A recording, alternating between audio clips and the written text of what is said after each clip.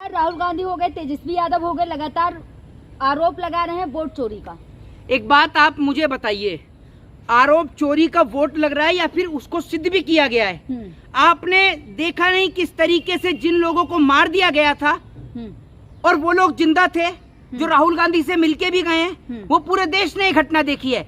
सबसे बड़ी बात ये है कि जिस तरीके से नरेंद्र मोदी जी के राज में, नरेंद्र मोदी जी की सत्ता के राज में जिस तरीके से लोगों का जो संवैधानिक अधिकार है, वोट का अधिकार, उस वोट के अधिकार में जिस तरीके से वो अधिकार उनसे छीना जा रहा है, उसमें धांधली हो रही है। लगातार उसको लेकर राहुल गांधी सरकार पे निशाना साधे हुए हैं। और बड़ी बात यह है, जिस देश की सरकार ने राहुल गांधी पर उनको पप्पू साबित करने के लिए लाखों करोड़ों रुपया खर्च कर दिया, राहुल गांधी की छवि को खराब करने के लिए अगर इतना पैसा देश के ऊपर लग जाता तो आज देश का ये आलम नहीं होता, ना तो देश बेरोजगारी से जूझ रहा होता, ना महंगाई से जूझ रहा होता।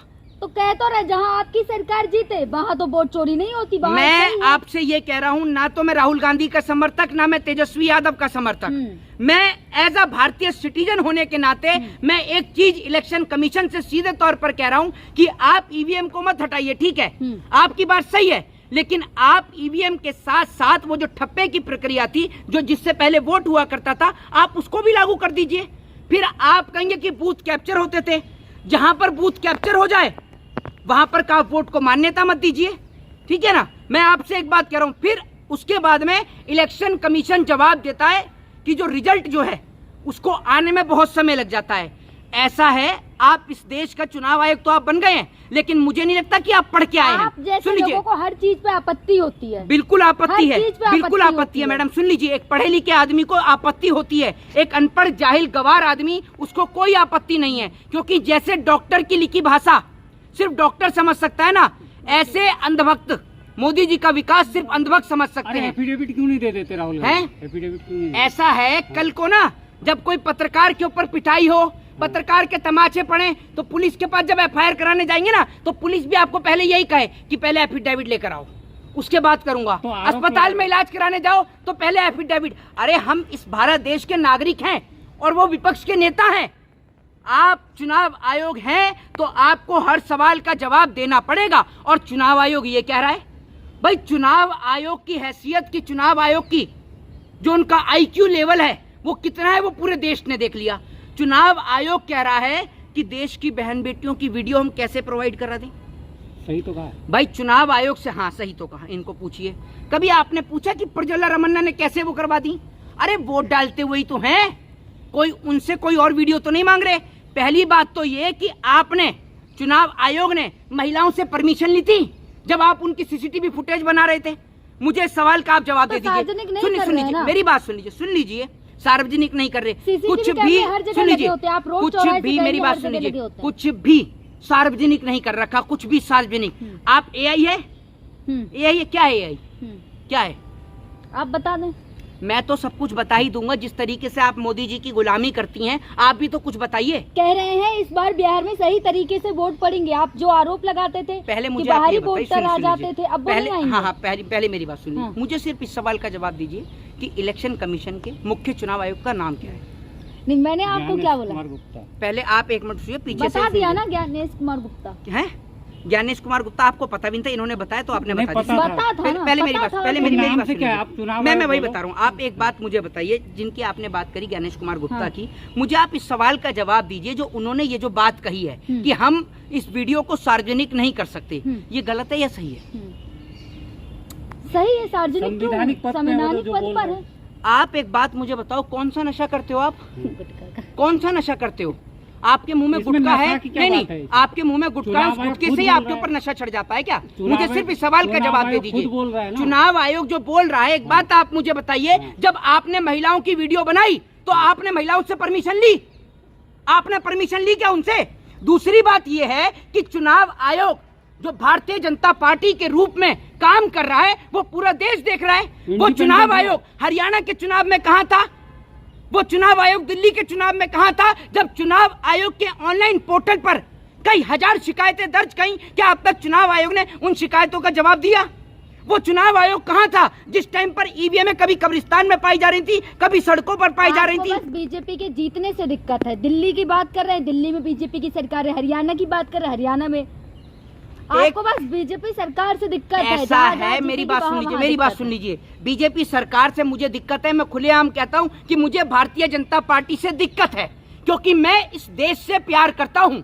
आपकी तरह मुझे किसी सरकार का जूता या उसके तलवे चाटने की जरूरत नहीं है। ये बात आप याद रखिए। तो बताए जाएंगे ना। ऐसा है, सरकार अगर अच्छा काम करेगी तो इन मैडम को मैं आपके सामने ले आता हूँ। आज ये सरकार के सिर्फ सुन लीजिए मैडम, आप सामने चेहरा नहीं दिखा रही तो माइक इन पे लगा देता हूँ। जनता जिताती है, जनता वोट देती, क्या बात कर रहे हैं आप? जनता में नहीं आते। दिल्ली की जनता मोदी मोदी कर रही थी तो जीते। मैं आपसे ये कह रहा हूँ, मेरी बात सुन लीजिए, मेरे को सिर्फ इस सवाल का जवाब दे दीजिए, आप जनता में आती हैं या नहीं आती? आती हूँ। आती है ना? हाँ। तो मुझे सिर्फ ये बताइए, मोदी के 10 अच्छे काम गिनाइए। हाँ। गिनाइए। लॉ एंड ऑर्डर है यूपी में, लॉ एंड ऑर्डर है यूपी में, तभी बेटियों का बलात्कार हो रहा है। उत्तर प्रदेश बलात्कार के मामले में दूसरे नंबर पर आता है, महिलाओं के बलात्कार के मामले में, ठीक है ना? इसी को लॉ एंड ऑर्डर कहती है पुलिस। अरे सुन लीजिए, गुंडागर्दी खत्म हो गई यूपी से जो पहले गुंडागर्दी खत्म हो गई, सबको पता है। गुंडागर्दी खत्म कुछ नहीं हुई, सारे भाजपा में आ गए, ठीक है? और जिस लॉ एंड ऑर्डर की आप बात करिए ना, पुलिस कस्टडी में अपराधी गोली मार मार के जा रहे हैं, ठीक है? और बताइए दूसरा काम। बिहार में कितने वादे कर रहे हैं, कह रहे भैया अगर हमारी सरकार आ गई पूर्व में तो चीनी मिल चालू कर देंगे, मोतिहारी मुंबई जैसा बना देंगे, महाराष्ट्र है। उनसे ये पूछिए बगल में आपकी यूपी की सरकार है और पूर्ण बहुमत के साथ है, वो मुंबई जैसा बन गया? अभी मोदी के बनारस में स्मार्ट सिटी में इतना पानी भरा हुआ था कि मोदी अगर बनारस के दौरे पर चले जाते। प्राकृतिक आपदा है, कह तो दिया है, बिहार में भी पुल गिरते तो प्राकृतिक आपदा है, क्योंकि चारों तरफ से नदियों से घिरा है। ये जो लोहे का पुल है जो दिल्ली में बना हुआ है, कलकत्ता में जो हावड़ा का ब्रिज बना हुआ है, ये क्यों नहीं गिरता? ये प्राकृतिक आपदा के दायरे में नहीं आता है? कितनी बेशर्मी यूं करिए कि नहीं आता। इनसे कोई ये पूछे कि अंग्रेजों का बनाया हुआ लोहे का पुल नहीं गिरता, लेकिन मोदी का बनाया हुआ पुल गिर जाता है, क्योंकि वो भ्रष्टाचार की बेट है। दूसरा काम, तीसरा काम बताइए। बताइए। घर दे दिए सबको, 5 किलो अनाज देते हैं। 5 किलो अनाज। कोई भूखा मोदी नहीं सोता। इनके पापा की मील है, समझ रहे हैं? उसमें हाँ, नहीं तो आप ही कह रही हैं कि मोदी ने 5 दे रहे हैं ना 5 किलो अनाज है, दे रहे हैं ना 5 किलो अनाज मिल रहा है गरीबों को। इससे पहले तो सब भूखे मर रहे थे। मोदी आए, मुर्दों को उठाया उनने और कहा पहले 5 किलो अनाज खाओ, उसके बाद मरना, है ना? उससे पहले तो सब भूखे मर रहे थे। इससे पहले इनके घर में खाने को रोटी भी नहीं थी। आप ये समझिए, 4 करोड़ मकान भी तो दे, जैसे कंगना ने कहा ना, ये कंगना की बहन से कम नहीं है। 5 किलो अनाज दे रहे हैं, दिक्कत है क्या मोहित शर्मा को? क्या चीज दिक्कत है? गरीबों को अनाज मिल रहा है तो दिक्कत है मोहित शर्मा को। आपसे बड़ा गरीब और भूखा नंगा इस देश में कोई है? मुझे ये बताइए, अगर पैर में ना गोदी मीडिया के पैर, अगर भाजपा के नेताओं के पैर में जहर लगा दिया जाए तो आधे से ज्यादा गोदी मीडिया मर चुकी होती अब तक, क्योंकि ये समझिए, क्योंकि तलवे चाटने का काम आज की डेट में सिर्फ और सिर्फ की जुबानी बोल रहे हैं और कुछ नहीं। 3 काम हो गए, चौथा काम गिनाइए, चौथा काम गिनाइए। आप राहुल गांधी की जुबानी बोलते हैं। भाई राहुल गांधी की जबान मैं नहीं, पूरा देश बोल रहा है आज। और लोग तो गाने बना रहे, मेम्स बना रहे, जैसे बोला गाना था ना कि चुरा के दिल मेरा गोरियां चली। हाँ। अब ऐसे इस पे मेम्स बनने हैं, मोदी की फोटो लगा के कि चुरा के वोट मेरा मोदिया चला, समझ रहे हैं? ऐसे मोदी जी पर मेम्स बनने हैं। मैं नहीं, पूरा बिहार कह रहा है। अपमान कर रहे हो ना? किसका? मोदी जी का। मोदी जी की इज्जत उनके घर के लोग नहीं कर रहे। मोदी जी की इज्जत उनके घर के लोग नहीं कर रहे। और बड़ी बात यह है, माय डियर फ्रेंड, कहाँ गया माय डियर फ्रेंड? कहाँ गया? भांग के भाड़े में? अब तो नहीं मिल रहे माय डियर फ्रेंड से। माय डियर फ्रेंड ने सारा बुखार उतार दिया। माय डियर फ्रेंड ने कहा ये ले तू 50% टैरिफ ले। और बड़ी बात ये है, इतने नहीं ना है, तभी तो टैरिफ लगा। क्या चीज? मोदी जी नहीं झुके ना ट्रम्प के आगे। मोदी जी ने झुके, इनको तो इतनी तलवे चाटने के आए थे। जो मोदी वहाँ पाकिस्तान से सीज फायर कर लिया, समझ रहे हैं? और ट्रम्प से बात मैं कह तो रहा हूँ, एक बार मोदी जी की डिग्री का सुन लीजिए, मोदी जी की डिग्री का अगर आपको अंदाजा और अनुमान लगाना है ना, तो एक बार विदेश के किसी भी नेता के साथ सार्वजनिक प्रेस कॉन्फ्रेंस करा दो मोदी की। मोदी जी को आपने देखा नहीं है? वो बेचारा टेलीप्रॉम्प्टर देखकर नहीं पढ़ पाता। ये लोग इस देश के अंदर, मेरी बात सुनिए, इस देश के अंदर एक अनपढ़ व्यक्ति को पढ़ाने लिखाने का काम कर रहे हैं। अब जैसे वो आया डॉली चाय वाले से मिलने, कौन आया था? कौन आया था? माइक्रोसॉफ्ट का। क्या नाम है उसका? नहीं नाम, इन्हें नाम बताइए ना। बिल गेट्स आया। किसने मुलाकात करी उसने? ठीक है, देश के दूसरे नंबर चाय वाले से। पहले नंबर का चाय वाला तो ऐसा है जो पब्लिक को पागल बना रहा है। समझ रहे ना? समझ गए ना कौन है पहले नंबर पे चाय वाला? नहीं समझे, आप बता दें। आपको नहीं पता कौन है देश में पहले नंबर पे चाय वाला?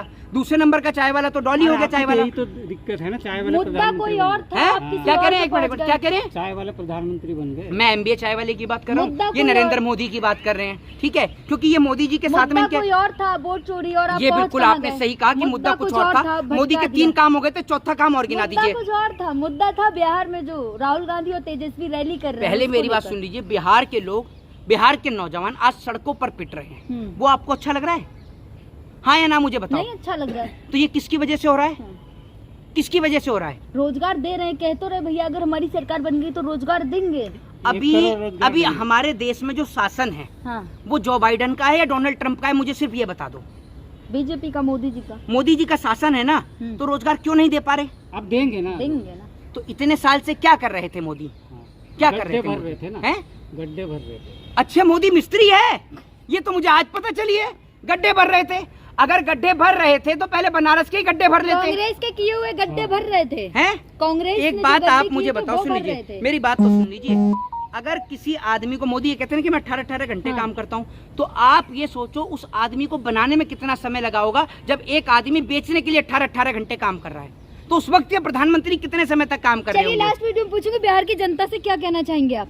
बिहार की जनता से यही कहना चाहेंगे कि इस देश के अनपढ़, जाहिल, गवार लोगों से सतर्क रहें, सावधान रहें, और ऐसे लोग जो आपके सामने नरेंद्र मोदी की तारीफ करें, सिर्फ उनसे ये पूछिए कि मोदी के द्वारा किए गए 10 काम का वो जवाब दें। और अगर कोई ये कहे कि बिहार को मुंबई बना देंगे, गोवा बना देंगे, तो उनसे सिर्फ ये पूछ लो कि उत्तर प्रदेश में आपकी सरकार है और पूर्ण बहुमत की आपकी सरकार है, हरियाणा में आपकी सरकार है और पूर्ण बहुमत की आपकी सरकार है, राजस्थान में आपकी सरकार है और पूर्ण बहुमत की सरकार है। तो वहां पर आप क्यों नहीं बना देते गोवा, मुंबई या शिमला या स्विट्जरलैंड या सिंगापुर? क्यों नहीं बनाते? क्योंकि मोदी इस देश का पहला प्रधानमंत्री है जो सबसे ज्यादा झूठ बोलने का काम करता है, और इस देश के झूठे प्रधानमंत्री से आपको और हमें दोनों को मिलकर इस देश को और देश के भविष्य को बचाना है। ठीक जय है। हिंद, जय संविधान।